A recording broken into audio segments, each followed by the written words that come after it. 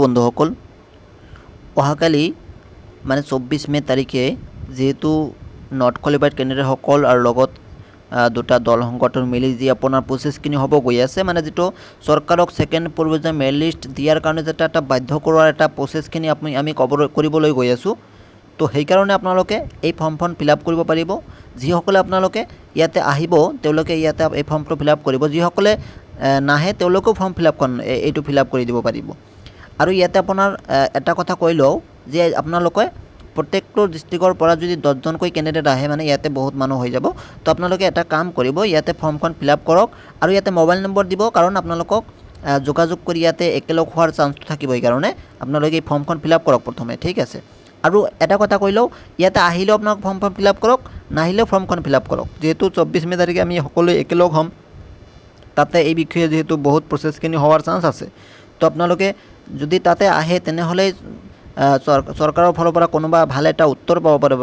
যেহেতু 25 মে তাৰিখে যে আপোনাৰ নিযুক্তি পত্ৰ দিব তাতে আপোনাৰ ভাল এটা খবৰ পোৱাৰ চান্সটো থাকিব। সেই কাৰণে আপোনালোকে 24 মে তাৰিখে ইয়াতে আহিব পাৰিব।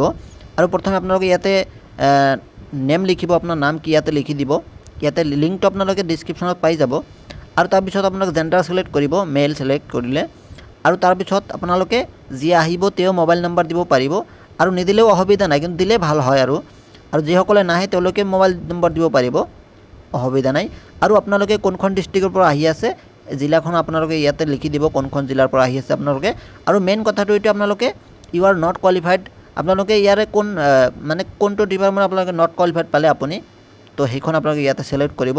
আৰু তাৰ পিছত আপোনালোকে যেটো 24 মে তাৰিখে যদি আপুনি তাতে গুৱাহাটীৰ যি ছ'চিয়েল স্থানত যি প্ৰটেষ্ট হ'ব গৈ আছে তাতে আপোনালোকে প্ৰটেষ্ট কৰিব বিচাৰে নেকি সেইখিনি আপোনালোকে ইয়েছ অৰ নো কৰি দিব।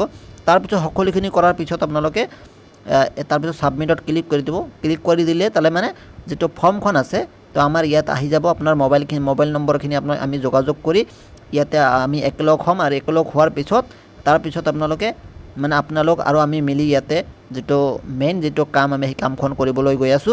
তো সেই কাৰণে আপোনালোকে এই কামটো কৰিব পাৰে, ঠিক আছে। তো এইখিনি আপোনালোক জনোৱা আছিলে, ধন্যবাদ।